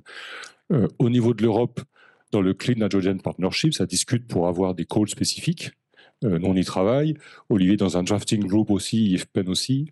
Donc, on essaie de structurer un petit peu cette thématique au niveau européen. Alors, pour les appels à projets de R&D, on a mentionné Earth2, tu fais partie aussi de Earth2, IFPEN aussi, NG aussi.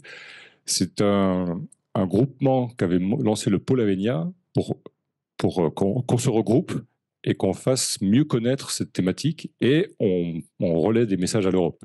Tu y étais récemment, Christophe, tu veux peut-être dire un mot. Voilà, on fait beaucoup d'efforts pour faire reconnaître ce sujet. On était effectivement en septembre à la Commission européenne. On a rencontré un certain nombre de DG énergie, climat. Et moi, je n'avais pas fait partie des premières missions qui avaient démarré il y a 18 mois. Mais grosso modo, on est passé d'un quasi néant total il y a 18 mois où on était en face de personnes qui n'avaient jamais entendu parler d'hydrogène naturel à maintenant, là, au mois de septembre, il y a 3 mois, des gens qui connaissent beaucoup mieux le sujet et qui mesurent que le momentum est vraiment en train de monter autour de l'hydrogène naturel. Ça, c'est pour la partie institutionnelle. Pour la partie filière au niveau européen, il y a une grosse organisation qui s'appelle Hydrogen Europe, qui là aussi était plutôt historiquement focalisée sur l'hydrogène vert, l'électrolyse de l'eau. Et là aussi, il y a une prise en compte maintenant de plus en plus importante de l'hydrogène naturel. Donc, on sent que la thématique monte. Ce qu'on a aussi appris au niveau européen, c'est qu'il n'y aura pas d'uniformisation des régulations, enfin en tout cas des codes miniers. Chaque État est souverain. Donc la France aujourd'hui a effectivement adapté son code minier dès 2022. À ma connaissance, en Europe, il y a peut-être la Pologne qui est la Pologne est sur le sujet où elle a déjà fait quelque chose, mais sinon ça prend du temps. En Espagne, par exemple, il y a une société qui s'appelle Helios Aragon qui a déposé des permis, mais qui a un mal fou à les faire valider parce que la régulation n'est toujours pas mise en place. Merci. Une autre question en salle? Merci.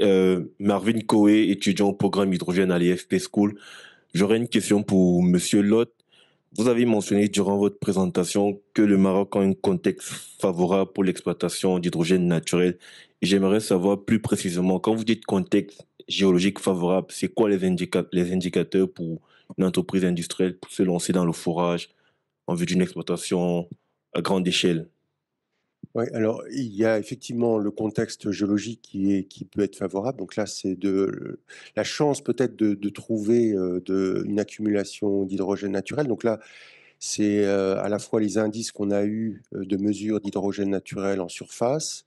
Ça peut être dans les puits, mais ce n'est pas le cas au Maroc, mais ça pourrait être aussi d'anciens mesures d'analyse de gaz qui ont montré l'hydrogène naturel. Et un contexte géologique, donc c'est ce dont on parlait tout à l'heure, c'est d'avoir des roches potentiellement riches en minéraux ferreux qui vont être générés justement par réaction avec l'eau, cet hydrogène. Donc la présence de ces roches-là dans le bassin sédimentaire est importante. Et après, aussi, une couverture sédimentaire qui permet d'avoir un piège avec un réservoir, une couverture. Donc ça, c'est le contexte géologique. Effectivement, ça ne suffit pas. Il faut aussi qu'il y ait un débouché. Enfin, à chaque fois que nous, on prend un permis, on regarde, je dirais, les débouchés possibles dans l'environnement juste, je dirais, local de cette exploration-là, pour servir souvent des usages industriels. Alors, ça peut être rentré dans les processus industriels comme une matière première, on parle de l'ammoniac par exemple, ou ça peut être effectivement dans la décarbonation d'une activité, ça peut être les aciéristes par exemple, ça dépend des endroits. Mais on essaye à chaque fois en tout cas qu'on prend des permis d'avoir effectivement des clients potentiels identifiés dans l'environnement immédiat. Donc c'est ces deux ingrédients qui vont faire que voilà, la zone est intéressante. Merci. Encore 2 questions là-bas et on passera ensuite aux questions donc en ligne. Merci. Yves Pommier, Solidarité et Progrès. D'abord, nous comptons sur vous. Nous comptons sur vous, Monsieur Ecker, pour avoir ce succès, parce que c'est quand même très important de passer à l'économie de l'hydrogène en général, quel que soit le chemin qu'on peut prendre, mais celui-là paraît très bon. La pyrolyse du méthane aussi paraît très intéressante et aussi française. Donc autant en profiter. Mes questions viendraient plutôt sur l'auteur du rapport à venir. Est-ce qu'il y aura un petit chapitre ou un paragraphe sur les effets de l'hydrogène en moyenne et à haute altitude? Puisque là, il y a un conflit qui va apparaître et qui serait intéressant de lever comme un bon lièvre au moment où il faut. Et la deuxième chose, donc à Engie, où vous allez trouver vos plombiers, puisqu'il faut des bons plombiers pour faire de l'hydrogène.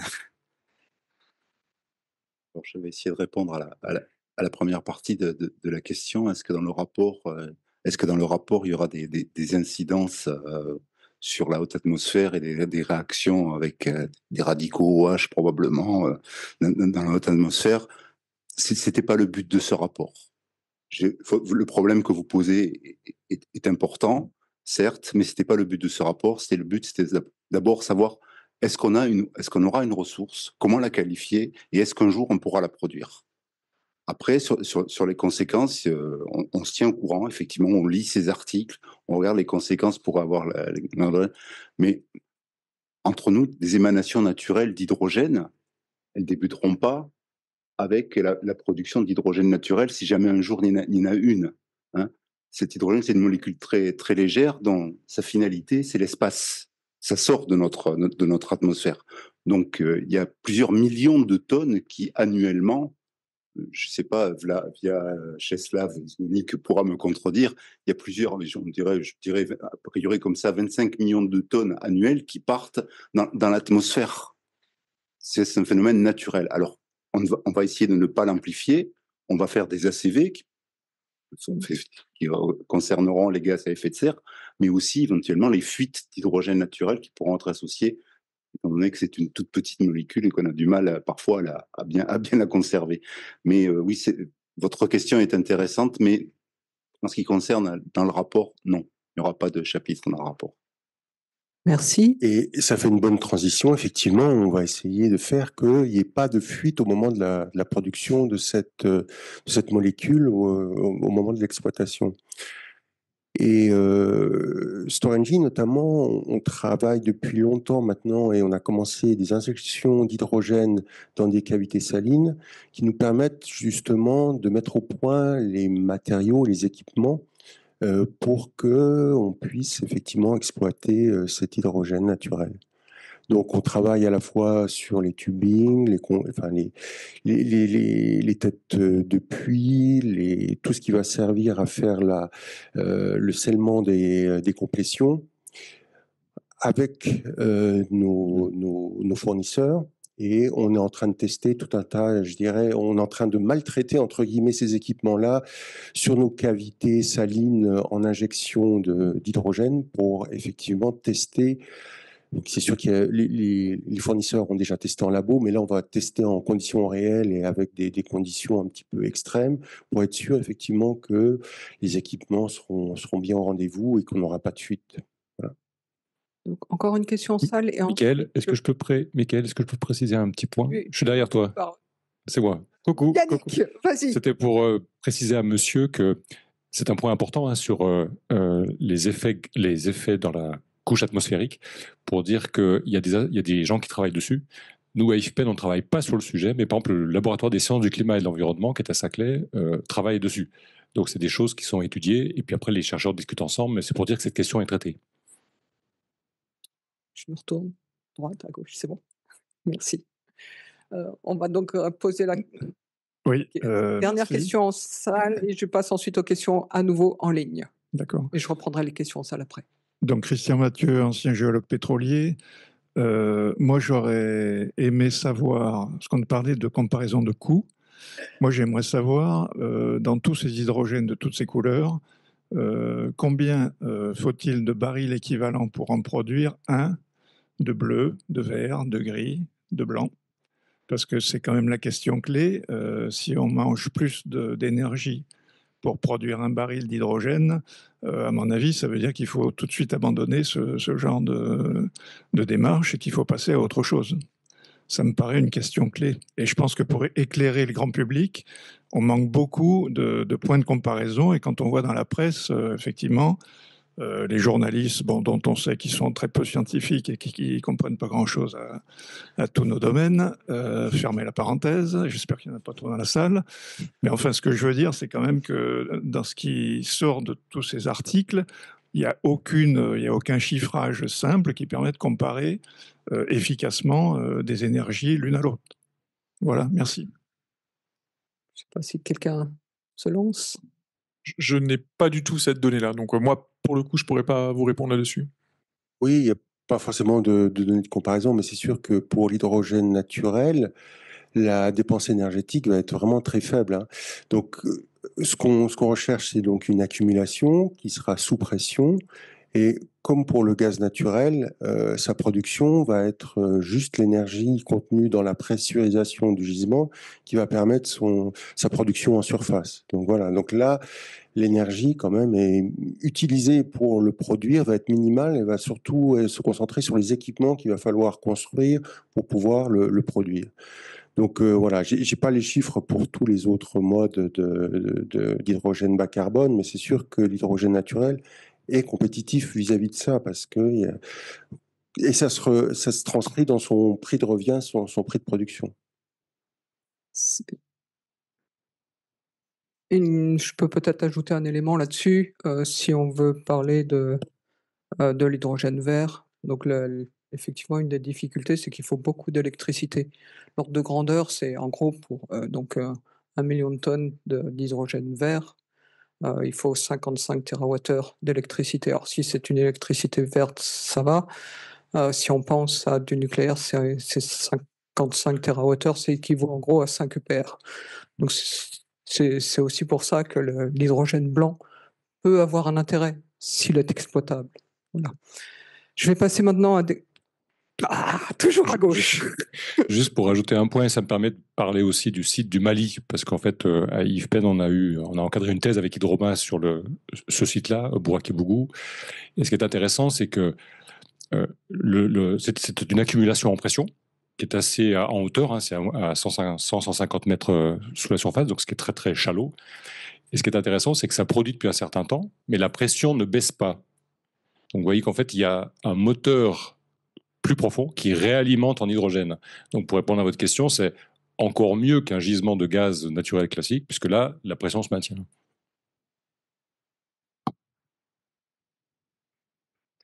Merci. Je vais prendre donc maintenant quelques questions en ligne. Donc une question de Monsieur Jérôme Clave pour Jean-Claude Lecomte et Yannick Pesson. Est-ce que les annonces concernant donc le gisement d'hydrogène en Lorraine font partie des exagérations qui ont été mentionnées par Monsieur Lecomte au début de ce séminaire? Et est-ce qu'on en sait un peu plus un an après? De manière factuelle, sur le puits de Forchevillers en Lorraine, sur le permis de Bleu-Lorraine, effectivement, il y a eu des mesures concernant l'hydrogène jusqu'à 1200 mètres de profondeur, jusqu'à la base des couches de charbon, où on a repéré un certain pourcentage d'hydrogène, je ne me rappelle plus exactement lequel, 10 ou 15% d'hydrogène à 1200 mètres. Et ce qui est paru dans la presse, c'est une extrapolation du pourcentage qu'il pourrait y avoir à 3000 mètres. Alors, ça reste une hypothèse. Aujourd'hui, cette hypothèse n'est pas prouvée.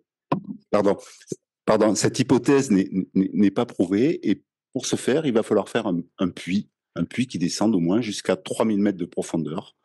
Alors, il y a actuellement un projet qui est en train de se monter par l'Université de Lorraine en coopération avec la Française de l'énergie, projet qui s'appelle Régalore 2, qui est la suite du projet Régalore, et dans lequel il pourrait y avoir effectivement un puits descendant jusqu'à 3000 mètres. Et c'est à ce moment-là, et seulement à ce moment-là, qu'on pourra dire s'il y a effectivement une ressource importante en Lorraine, en hydrogène naturel ou pas. Pour l'instant, les spéculations qui ont été faites, les extrapolations qui ont été faites en disant nous avons plusieurs dizaines de millions de tonnes d'hydrogène naturel en ressources, je dirais, dissous dans l'eau, hein, parce que là on parle d'un nouveau, on n'en avait pas parlé jusqu'à présent, mais c'est l'hydrogène dissous dans l'eau, hein, à une certaine profondeur. On verra, on va attendre avec impatience les résultats de ce puits, et à ce moment-là, et seulement à ce moment-là, on pourra se prononcer.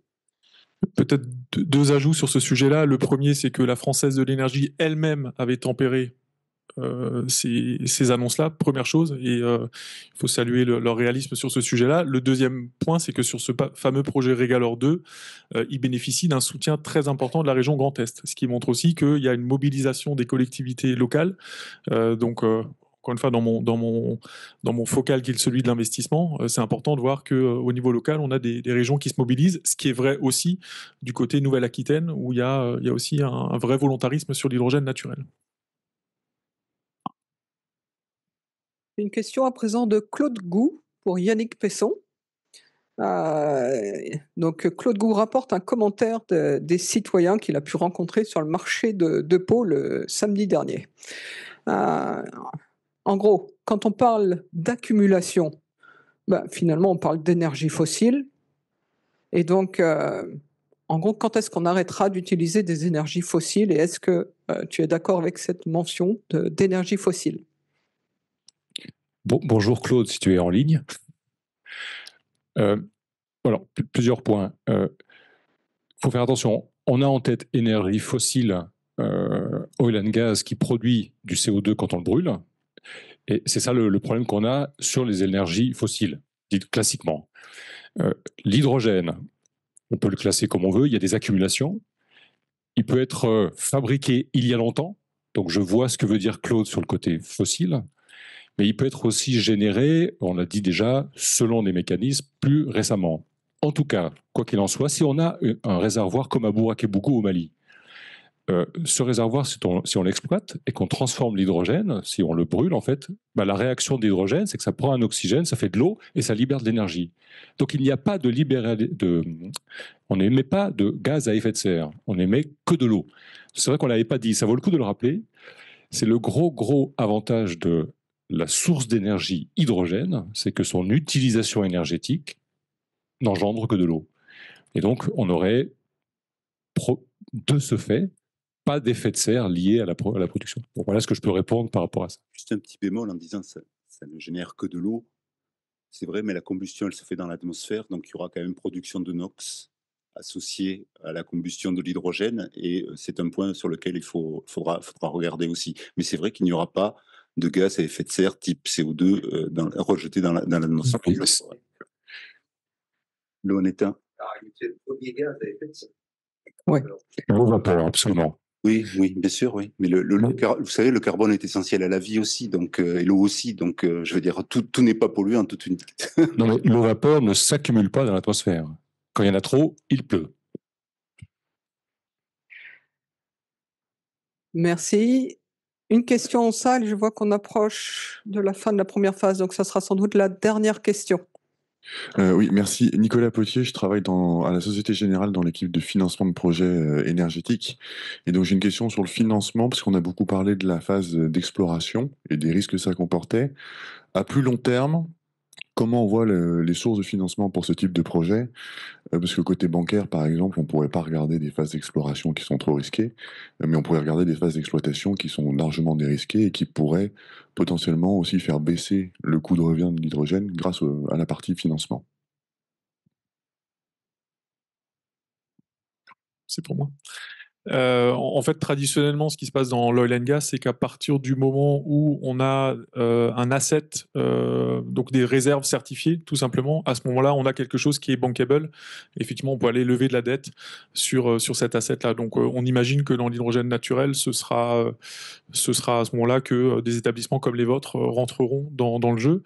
Avant ça, il y a aussi, pour faire des analogies avec le pétrole et le gaz, il y a ce qu'on appelle des farm-out. Donc, à partir du moment où les pionniers ont fait des découvertes, on peut aussi imaginer qu'à ce moment-là, il y a des acteurs plus importants comme des majors gazières ou pétrolières qui rentrent dans le jeu. Voilà. Donc, mais en tout cas, c'est la suite de l'histoire, ce serait celle-là. Merci. Donc cette question va à Monsieur. C'est vrai, je vous accorde celle-là. Vous levez la main depuis tellement longtemps. Ce sera vraiment la toute dernière question. Merci beaucoup. Guillaume Butin de France Hydrogène. Je voulais juste revenir sur deux points qui ont été évoqués. D'une part, la problématique, effectivement, pour vous, donc sur les inconnus sur l'exploitation et la cinétique de développement des projets. Et donc, de fait, de savoir quels sont les usages pertinents industriels, vous en parliez, puisque c'est le principal usage qu'on identifie. Et d'autre part, sur l'électrolytique, les questions de coût, même si, effectivement, 6 € du kilo, ça me paraît quand même assez exagéré puisqu'on est encore en phase de pré-industrialisation et qu'on voit des effets d'échelle qui vont advenir dans les années qui viennent. Et donc, moi, je voulais dire qu'il y a quelque chose d'assez contre-productif que je remarque avec d'autres discussions sur d'autres technologies d'opposer les modes de production ou d'exploitation décarbonée de l'hydrogène, alors qu'une vision commune, ça permettrait justement d'avoir des synergies sur les infrastructures et la structuration des marchés. Et précisément, au moment où on attend une stratégie nationale révisée de l'hydrogène, ça me paraît aussi contre-productif qu'il y ait une autre stratégie silotée sur l'hydrogène naturel. Donc, c'est comment on adopte un peu plus une approche holistique qui nous permette, selon les différentes technologies et modes d'exploitation, de développer une stratégie intégrée de l'hydrogène décarboné, en fait. On a bien fait de garder cette question pour la fin. Oui. C'est tout à fait pertinent et chez nous à Engie, en tout cas, on a les deux, hein, ou voire plus, je dirais, les hydrogènes bas carbone sont considérés. Et on considère effectivement que, vu le potentiel et le faible prix de revient de l'hydrogène naturel, ça peut être un accélérateur de l'économie de l'hydrogène, qui sera massivement faite par de l'hydrogène vert. C'est ça qu'il faut voir. L'hydrogène naturel va contribuer, peut être l'accélérateur, peut être le cristallisateur d'un départ, notamment d'infrastructures. On peut imaginer effectivement, dans un premier temps, une consommation locale auprès d'industriels, mais qui créera, je dirais, la demande. Et après, on pourra imaginer, avec des réserves plus importantes, le transport, la distribution de cet hydrogène. Ça se fera aussi avec l'hydrogène vert. Souvent, nous, on regarde nos projets. Je parlais par exemple du Maroc. Il y a aussi l'idée de faire aussi de l'hydrogène vert. Ce n'est pas uniquement l'hydrogène naturel qui sera proposé à nos clients.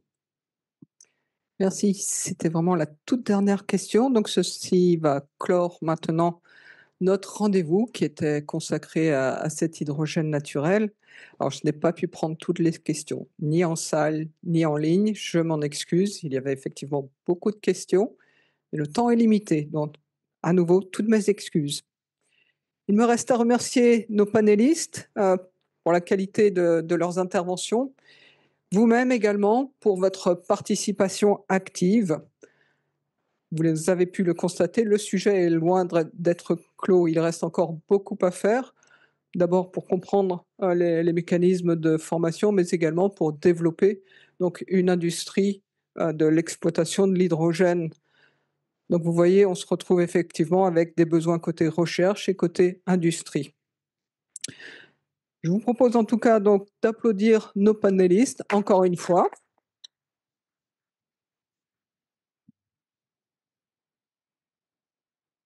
Et on pourra se retrouver donc dans environ 6 mois pour un nouveau rendez-vous IFPEN de l'innovation sur un sujet qui n'a pas encore été défini pour l'instant. Donc on reviendra vers vous pour vous en parler. D'ici là, merci à vous et puis à très bientôt. Et j'en profite aussi pour vous souhaiter d'excellentes fêtes de fin d'année.